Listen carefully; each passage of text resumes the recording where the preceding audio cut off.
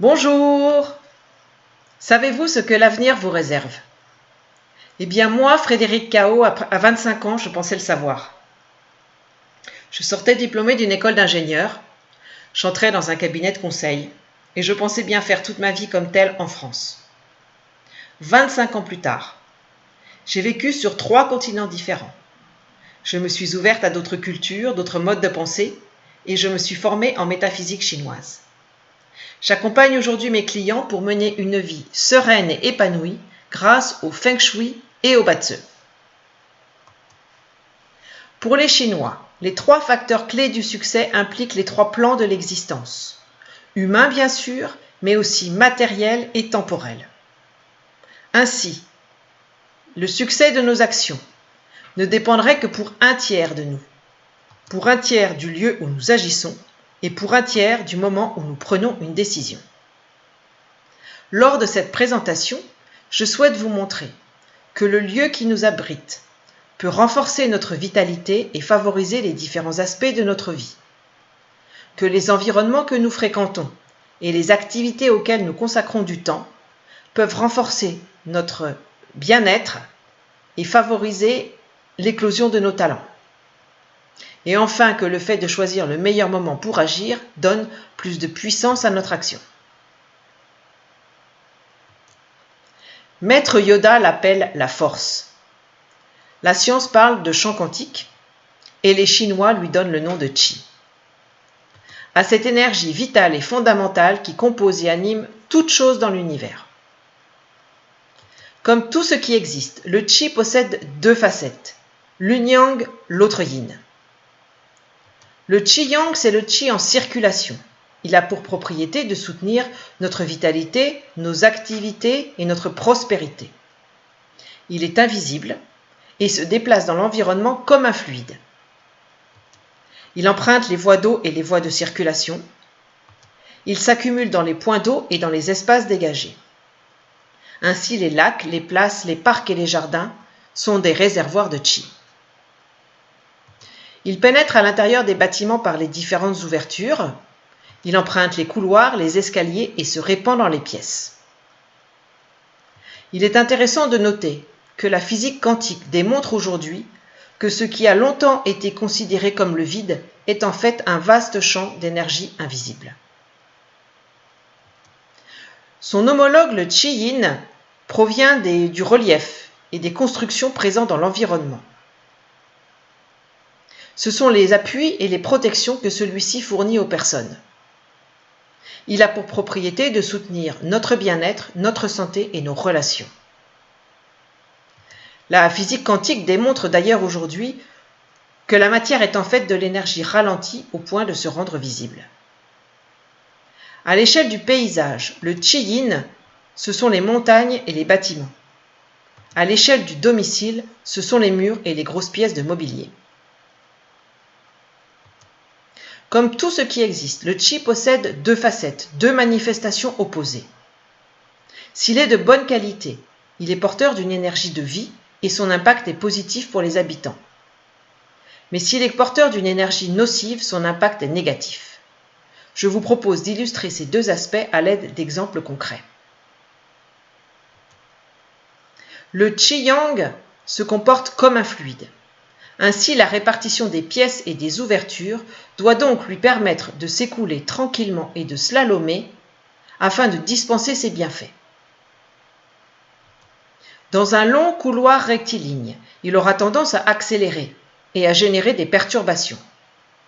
Je recommande donc de ralentir la circulation du Qi à l'aide des éléments de décoration. Que ce soit une console, des tableaux au mur, un tapis ou une suspension. Lorsqu'une fenêtre fait face à la porte d'entrée, le Qi aura tendance à ressortir directement par l'autre côté. Je recommande donc de l'inviter à se répandre dans les pièces, à l'aide de tous les moyens à votre disposition. Que ce soit par exemple en garnissant la fenêtre de rideaux, en fermant une porte ou en disposant judicieusement le mobilier. Vous comprendrez aisément que tout ce qui fait obstacle à la libre circulation des personnes entrave la circulation du Qi. Vous veillerez donc à ce que rien n'encombre les couloirs ou n'empiète sur l'encadrement des portes.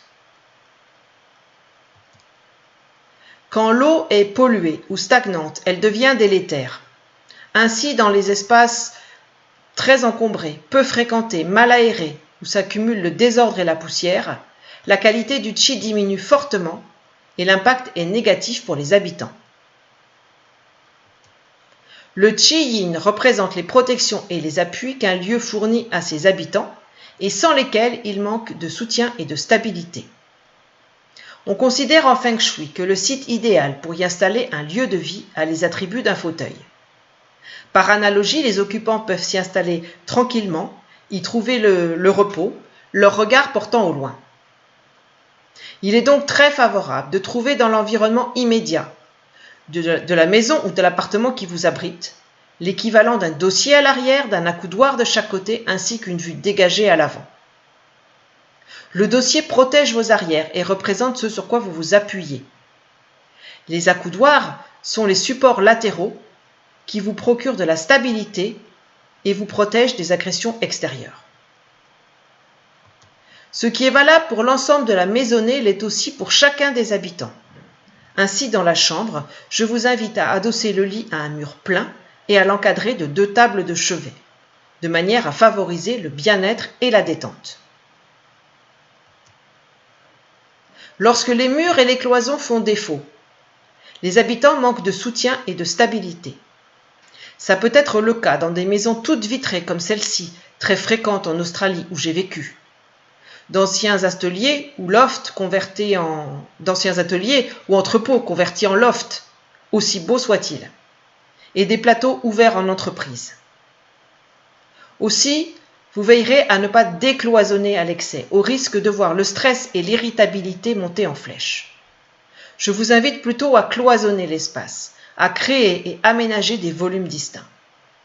Pour des résultats rapides et à moindre coût, de grosses pièces de mobilier peuvent être utilisées à cet effet. J'ai introduit la notion de yin et de yang. Je souhaite vous montrer maintenant qu'une atmosphère yin convient aux pièces yin et une ambiance yang aux pièces yang. La fonction de la chambre est de permettre le sommeil, la récupération. C'est une pièce yin par nature, associée au calme, à la tranquillité, et qui fait partie de l'espace privé de la maison. Une ambiance yin convient pour la chambre car elle favorise la détente et le repos. Voici comment créer ce type d'ambiance. Il repose en fait sur 4 facteurs. Un espace clos et de grosses pièces de mobilier. Des couleurs froides qui apportent un sentiment de fraîcheur ou neutres qui sont apaisantes. Une lumière tamisée et indirecte. Une atmosphère calme et cosy. Grâce notamment à un revêtement de sol qui atténue les bruits, une finition mate pour les murs et le mobilier, des formes arrondies, ondulantes, et enfin des matières à l'aspect doux, velouté. Si vous ou vos proches souffrez de troubles du sommeil, je vous invite à vérifier si la chambre n'accueillerait pas des énergies trop yang. Y trouve-t-on par exemple de trop grandes ou trop nombreuses ouvertures ? Des couleurs vives ou des contrastes très marqués qui sont dynamisants. Des objets qui génèrent beaucoup de bruit ou d'activité. Le niveau de luminosité est-il propice à l'endormissement ? Et enfin, l'aménagement de la pièce permet-il de créer une ambiance suffisamment cosy ? Ainsi, si vous souffrez de troubles du sommeil, je vous invite à sortir de la chambre les écrans et les appareils qui génèrent du bruit, de l'activité. Et je vous invite à tempérer l'atmosphère trop yang de la chambre en ajoutant par exemple des rideaux aux fenêtres, un éclairage indirect, une tête de lit, un tapis, un fauteuil. Parmi les pièces yang de la maison se trouve le bureau, sur lequel il est intéressant de se pencher alors que le télétravail se démocratise. Voici donc mes conseils pour installer votre bureau à votre domicile. Une atmosphère yang est favorable car elle favorise le dynamisme, l'efficacité et la communication.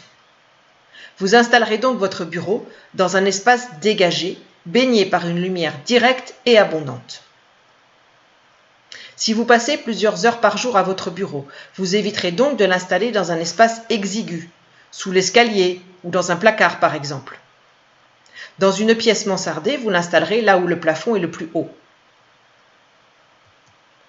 Vous vous placerez le dos au mur, celui-ci protégeant vos arrières et représentant ce sur quoi vous vous appuyez. Lorsque le bureau est dos à la porte ou à la fenêtre, le manque d'appui à l'arrière est source d'instabilité et impacte négativement votre manière de travailler. Vous ferez en sorte d'avoir une vue dégagée à l'avant, celle-ci représentant votre capacité à vous projeter en avant. A l'inverse, lorsque le bureau est face au mur, votre horizon est bouché. Cela représente des obstacles à franchir au quotidien et un manque de perspective. Je vous indiquais en introduction que le succès de nos actions dépend pour un tiers de nous, pour un tiers du lieu où nous agissons et pour un tiers du moment où nous prenons une décision.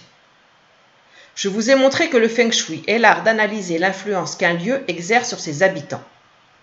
Je souhaite vous montrer maintenant que le temps n'est pas neutre, qu'il interagit continuellement avec nos propres énergies, révélant des périodes d'opportunités et de défis. Suite à de nombreuses et minutieuses observations depuis l'Antiquité, les Chinois ont observé que les énergies du temps sont porteuses de qualités énergétiques. Leur calendrier a cette particularité qu'il indique la circulation des 5 éléments et des 12 animaux du zodiaque chinois au fil du temps. Ainsi, il est possible d'associer à chaque jour, mais aussi chaque mois et chaque année, un élément et un animal. 2021 était l'année du buffle de métal, 2022 celle du tigre d'eau. Il est donc possible de connaître les énergies du temps. Ainsi, au moment où j'enregistre cette présentation, le 12 décembre 2021 à 16h, nous sommes dans l'année du buffle de métal, le mois du rat de métal, le jour du cheval de bois et l'heure du singe d'eau. Imaginons qu'un enfant naisse ici et maintenant. Ceci est le cliché des énergies du temps au moment précis de sa venue au monde. C'est aussi son thème de naissance. Il est composé de 4 éléments et de 4 animaux. D'où le nom de cette discipline, Batse, qui signifie 8 mots ou 8 informations. Ce thème de naissance induit chez lui, comme pour chacun d'entre nous, des traits de caractère, des types de comportement, des forces et des faiblesses, des opportunités et des défis. Ce sont aussi les énergies qu'il a reçues à la naissance. J'ai représenté les animaux en noir car ils sont composés de plusieurs éléments. Ainsi, si je les décompose en fonction des éléments qui les constituent, je peux déterminer la proportion qu'occupait chacun des 5 éléments au moment de la naissance de cet enfant. J'appelle cette représentation sa matrice de naissance. Et un seul coup d'œil à celle-ci me permet d'identifier les forces sur lesquelles il peut s'appuyer, ainsi que ses domaines d'excellence. Je vous propose d'illustrer cet aspect à l'aide de l'exemple d'une personnalité qui a su intuitivement investir dans la bonne direction et y a trouvé le succès. Il s'agit d'une femme. Elle est née le 28 octobre 1957 à 19h35.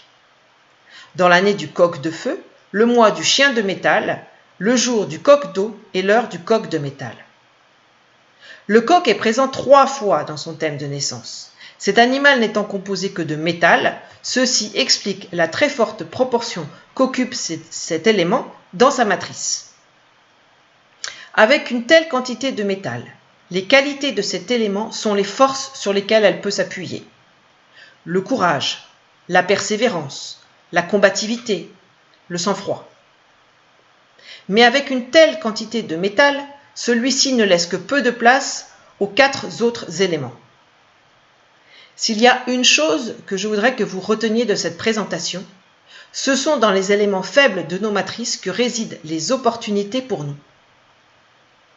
Comme la médecine traditionnelle chinoise ou le Feng Shui, le Batse vise à améliorer la vie des personnes, le bien-être, la santé, et vise pour cela un double objectif: tendre vers un meilleur équilibre des énergies et ralentir ou rétablir la circulation harmonieuse du Qi. Ainsi, cette personne a avantage à renforcer l'eau, le bois, le feu et la terre dans sa matrice pour en améliorer l'équilibre. Lorsque plusieurs éléments sont favorables, celui qui est en meilleure position pour améliorer la circulation d'énergie dans la matrice est à rechercher en priorité. Mais comment l'énergie circule-t-elle dans nos matrices? En fait, les éléments sont placés dans un ordre bien particulier car ils ont la capacité de se nourrir les uns les autres. Ainsi, l'eau nourrit le bois alimente le feu nourrit la terre au travers des cendres, la terre produit le minerai, donc le métal, et le métal, en fondant, devient liquide et produit de l'eau. On peut donc considérer que l'énergie circule dans le sens des aiguilles d'une montre dans nos matrices. Comment circule-t-elle dans celle-ci? Eh bien, le métal capte un maximum d'énergie, mais celle-ci peine à s'écouler dans l'eau qui n'est qu'à 6%. C'est un petit peu comme si les vannes étaient fermées aux 3/4 au niveau de cet élément. Elle a donc avantage à renforcer l'eau en priorité, de manière à ouvrir les vannes au niveau de cet élément et à permettre à l'énergie de s'écouler. Mais comment fait-on pour renforcer l'eau? Il y a en fait 3 moyens principaux. Mettre plus d'eau dans son environnement immédiat. Porter les couleurs de l'eau, qui sont le bleu et le noir. Et enfin, agir à la manière de l'eau. L'élément eau traduit une idée de fluidité, de circulation. Il est notamment rattaché au mouvement, au déplacement. Ainsi, pour elle, agir à la manière de l'eau consiste à se déplacer. Elle a donc avantage à s'entourer d'eau et à circuler. Elle s'y sentira bien et développera facilement des talents. Mais de qui s'agit-il? Florence Artaud, navigatrice française et première femme à remporter la route du Rhum en solitaire. Quoi de mieux que de s'entourer d'une immensité d'eau physique et de choisir une profession qui consiste à se déplacer pour renforcer l'eau dans sa matrice? Elle y avait énormément de succès et s'y trouvait aussi beaucoup mieux. Elle déclarait en effet qu'elle souffrait dans son corps lorsqu'elle n'était pas sur l'eau. Avec une telle quantité de métal, celui-ci procure beaucoup de rigidité dans le corps et notamment des douleurs dans les articulations, douleurs qui étaient soulagées lorsqu'elle était sur l'eau. Comme l'illustre cet exemple, la configuration de notre matrice traduit aussi les faiblesses de notre terrain. Sa connaissance nous permet d'identifier nos domaines d'excellence, mais nous donne aussi des moyens concrets d'améliorer notre bien-être et notre vitalité. Le Batse est un outil de connaissance de soi qui peut aussi être très utile pour l'orientation professionnelle. Les énergies du temps ne sont pas neutres. Ainsi, elles interagissent en continu avec notre thème de naissance. Le Batse peut donc aussi permettre d'analyser l'évolution au fil du temps des énergies que nous avons reçues à la naissance. Il peut permettre de mettre des mots sur les opportunités, les défis induits pour nous, quelle que soit la période de temps considérée au cours de notre vie.